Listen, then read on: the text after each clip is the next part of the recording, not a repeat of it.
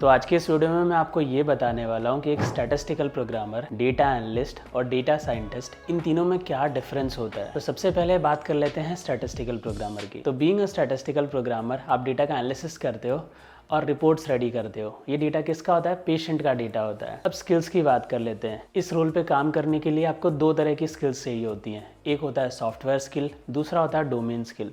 Software skill में आपको सबसे पहले SAS आना चाहिए, फिर R एंड पाइथन। और डोमेन स्किल में बात करें तो आपको जो क्लिनिकल का नॉलेज है वो होना चाहिए, जैसे कि clinical trial, faces, protocol, CRF, CDISC जिसके अंदर SDM, ADAM, ऐसे बहुत सारी चीज़ें आ गई।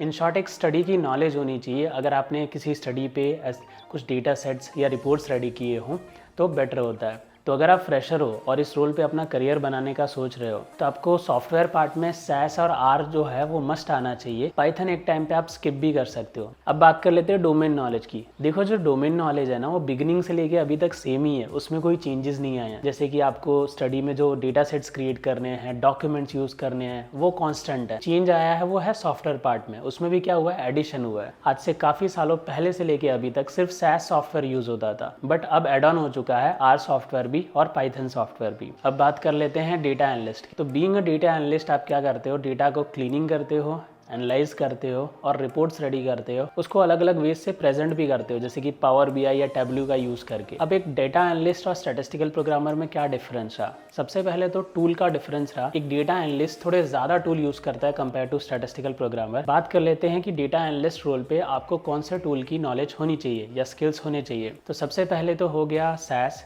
उसके बाद R, उसके बाद पाइथन, पावर BI और Tableau। स्टैटिस्टिकल प्रोग्रामर रोल पे देखो तो वहाँ आपको SAS और R का भी नॉलेज है, तो वो इनफ है। तो अगर आप ध्यान से सोचोगे और समझोगे तो एक स्टैटिस्टिकल प्रोग्रामर का और डेटा एनालिस्ट का काम ऑलमोस्ट सेम है। डेटा को क्लीन करना, एनालाइज करना और प्रेजेंट करना। बट एक स्टैटिस्टिकल प्रोग्रामर मोस्टली या 99% ऑफ टाइम क्लिनिकल का ही डेटा एनालाइज कर रहा होगा, क्योंकि जो स्टैटिस्टिकल प्रोग्रामर रोल है वो क्लिनिकल या फार्मास्यूटिकल कंपनीज या CROs में ही होता है। और डेटा एनालिस्ट एक जनरल टर्म हो गया, वो किसी भी इंडस्ट्री में किसी का भी डेटा एनालाइज कर रहे होंगे। अब बात कर लेते हैं डेटा साइंटिस्ट की। तो जो एक डेटा साइंटिस्ट होता है उसका जो रोल होता है वो काफ़ी डाइवर्स होता है। ये AI, ML, एल्गोरिदम्स, डेटा को ऑटोमेट करना, लार्ज डेटा को क्लीन करना, एनालाइज करना, प्रेडिक्ट करना, डेटा में से पैटर्न निकालना डिफरेंट कि डेटा क्या कहना चाह रहा है, ये सारे काम स्टैटिस्टिकल प्रोग्रामर और डेटा एनालिस्ट भी करते हैं। बट जो डेटा साइंटिस्ट है उसको पूरा डाइवर्स नॉलेज होता है, बिगिनिंग से लेके एंड तक वो पूरा प्रोसेस कर सकता है और एल्गोरिदम और ऑटोमेशन पे भी काफ़ी लेवल तक काम कर सकता है। जैसे कि जनरेटिव AI हो गया, उसमें भी डेटा साइंटिस्ट में अलग अलग स्पेशलाइजेशन होती हैं। कोई ML पे ज़्यादा फोकस कर रहा है, कोई AI पे, कोई जनरेटिव AI पे। अब टूल्स की बात कर लेते हैं कि डेटा साइंटिस्ट रोल पे अगर काम कर रहे हो तो आपको कौन कौन से टूल्स पता होने चाहिए। तो सबसे पहले पाइथन, उसके बाद SAS एंड R और उसके बाद SQL और पावर BI।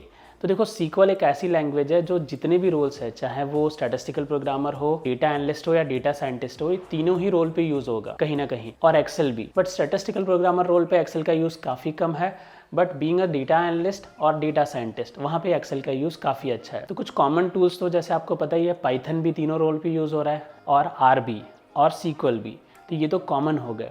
एडिशनल जो टूल्स आ गए उसमें जो एक्सपर्टीज़ के रिलेटेड हो गए, जैसे अगर बीइंग अ डेटा साइंटिस्ट आप जनरेटिव AI पे काम कर रहे हो तो उसके रिलेटेड कुछ टूल्स ऐड हो जाएंगे। AI पे काम कर रहे हो उसके रिलेटेड कुछ टूल्स एडिशनल ऐड हो जाएंगे, या ML पे काम कर रहे हो तो उसके रिलेटेड कुछ टूल्स ऐड ऑन हो जाएंगे। अब देखो, बीइंग अ स्टैटिस्टिकल प्रोग्रामर एक क्लिनिकल इंडस्ट्री में या CRO में जॉब करने का फ़ायदा क्या है? आपका जो फ्यूचर है वो ऑलमोस्ट डेटा साइंटिस्ट जैसा ही है। अगर आप अपने आप को अपग्रेड करते हो, अगर आप चाहते हो कि मैं इस मार्केट में टॉप पे रहूं, तो जो डेटा साइंटिस्ट रोल पे चल रहा है काम या जो चीज़ें हो रही हैं, आगे जाके एक स्टैटिस्टिकल प्रोग्रामर भी वही चीज़ें कहीं ना कहीं करेगा। रिसेंटली मीटिंग हुई थी, एक समिट हुआ था, उसमें भी यही डिस्कशन चल रहा था कि कैसे एल्गोरिदम्स, जनरेटिव AI और AI ML का यूज़ करके हम क्लिनिकल में उसका बेनिफिट ले सकते हैं। क्योंकि देखो, इंडस्ट्री कनेक्टेड है, राइट? और ये रोल्स भी आप देखोगे तो स्टैटिस्टिकल प्रोग्रामर, डेटा एनालिस्ट और डेटा साइंटिस्ट ये आपस में कनेक्टेड ही है, बट फोकस अलग अलग हो जाता है। जो डाइवर्स नॉलेज है एक डेटा साइंटिस्ट का वो बहुत ही ज़्यादा होता है। तो सबसे पहला तो फ़ायदा आपको यही हो जाता है कि बीइंग अ स्टैटिस्टिकल प्रोग्रामर आपको ऑलमोस्ट